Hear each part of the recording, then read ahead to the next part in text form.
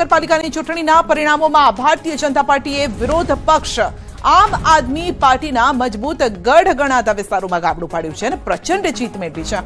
ભાજપની આખી પેનલો વિજેતા જાહેર થતા જ કાર્યકરોમાં ભારે ઉત્સાહ પણ જોવા મળ્યો અને જેમાં ખાસ કરીને વરાછા વિસ્તારના ધારાસભ્ય કુમાર કાનાણીએ જીતનો જશ્ન અનોખી રીતે ઉજવ્યો છે। પોતાના વિસ્તારમાં ભાજપના ઉમેદવારોના વિજયથી ગદગદ થયેલા કાનાણી ઢોલ નગાડા સાથે અને તેના તાલે મન મૂકીને નાચતા જોવા મળ્યા।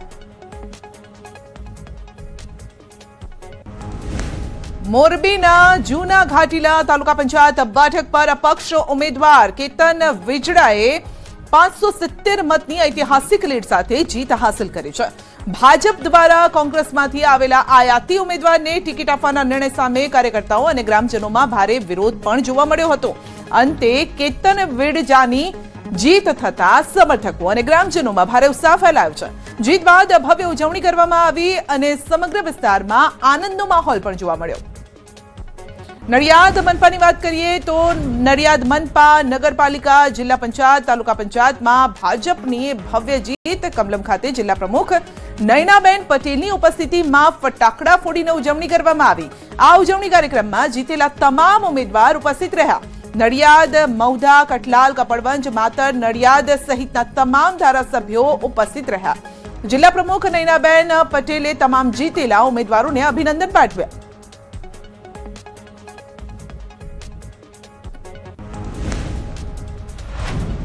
તો આ સાથે જ ખાડિયા બેઠકની જીત પર કોંગ્રેસ હાઈકમાન્ડ ખુશ થયું છે। જી હા, રાહુલ ગાંધીએ ફોન કરીને આપ્યા છે અભિનંદન, કારણ કે એવી બેઠક કે જ્યાં બીજેપીનો દબદબો હતો। ઇમરાન ખેડાવાલા સાથે વાતચીત કરી છે, અભિનંદન પાઠવવામાં આવ્યા છે। ભલે કોંગ્રેસનો ઓવરઓલ જોઈએ તો એટલી સીટો નથી આવી, પરંતુ આ એક સીટે હાઈકમાન્ડને ખુશ કરી નાખ્યા છે। ઇમરાન ખેડાવાલાને રાહુલ ગાંધીએ ફોન કર્યો છે અને તેઓએ ફોન કરીને એક તો બધાઈ એટલે કે તેમને શુભકામના આપી છે અને સાથે આ જીત બદલ અભિનંદન પણ પાઠવવામાં આવ્યા છે, કારણ કે ખાડિયા વિસ્તાર આપણે જોઈએ તો બીજેપીનો વર્ષોથી દબદબો છે। ત્યાં સુરતના વોર્ડ નંબર 18 જીતેલા ભાજપ ઉમેદવાર અને કોંગ્રેસના ઉમેદવારો વચ્ચે છૂટા હાથની મારામારી થઈ।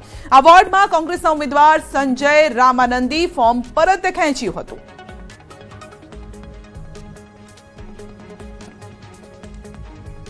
તો અમદાવાદના મતગણતરી સમયે બબાલ થઈ હતી। એલડી એન્જિનિયરિંગ કોલેજમાં બબાલ થઈ હતી। પોલીસકર્મી અને બૂથ એજન્ટ વચ્ચે ઘર્ષણ થયું હતું।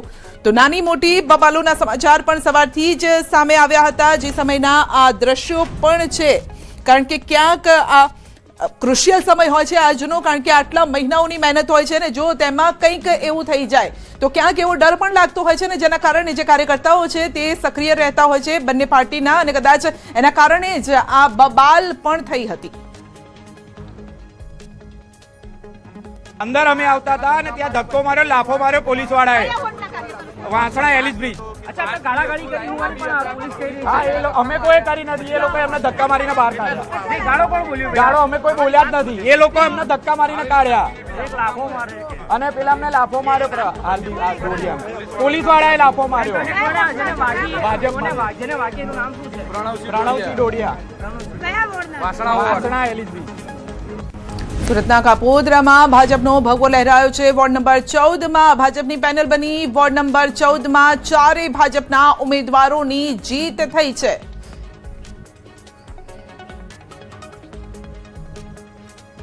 સુરતના કાપોદ્રા એટલે કે વોર્ડ નંબર 4માં ગત સ્થાનિક સ્વરાજની ચૂંટણીમાં આપે કબજો કર્યો હતો, પણ આ ફેરી જીત મેળવી છે ભાજપની। દ્રશ્ય સીધા જોઈ શકાય છે, ભાજપની પેનલનો ભવ્ય વિજય થયો છે। આપણે ઉમેદવારો છે તેમને અભિનંદન સાથે પહેલી વાત કે જીત આ વિસ્તારમાં આપનો ગઢ બનેલો હતો અને ફરી એક વખત ભાજપે મેદાનમાં આવ્યો। આપનો ગઢ છેલ્લા 5 વર્ષમાં આપના કોર્પોરેટર હતા, કોઈ પણ કામ કર્યા નથી, ખોટા દેખાડા કર્યા છે, વિડીયો ઉતાર્યા, ફોટા પડ્યા। ભારતીય જનતા પાર્ટીના કામ કરેલા હોય પોતાના નામે કરવાના પ્રયત્નો કર્યા છે, ખોટા કામો। છેલ્લા 10 વર્ષમાં, પાછલા 10 વર્ષમાં અમારા વિસ્તારમાં કોર્પોરેટર નહીં હતા। અમારા વિસ્તારના દરેક પ્રાથમિક સુવિધાના દરેક કામ અમારા ધારાસભ્ય કુમારભાઈ કાનાણીએ કરાવ્યા છે। ઉમરભાઈનું જોર ચાલ્યું છે, તમે ચૂંટાઈ આવ્યા, હવે શું? કુમારભાઈનું જોર છે, હવે શું? તમે ચૂંટાઈ આવ્યા, હવે અમે અમારી જવાબદારી હશે, અમારી જવાબદારીમાં જે કોઈ કામ આવતા હશે અમે કામ કરીશું। બિલકુલ કાપોદ્રા વિસ્તાર છે, ખાસ કરીને કુમાર કાનાણી પૂર્વ આરોગ્ય મંત્રી અને હાલના વરાછાના ધારાસભ્ય ખૂબ જ મહેનત કરી હતી અને આખી પેનલને જીતાડવામાં તેમનો મહત્વનો ભાગ રહ્યો છે. કેમેરામેન જીગર ગુગલ સાથે કીર્તેશ પટેલ, ન્યૂઝ 18 ગુજરાતી, સુરત. તો નવસારીની ગણદેવી તાલુકાના પંચાયતની ઉંડાજ બેઠક પર ભાજપની કારમી હાર થઈ છે.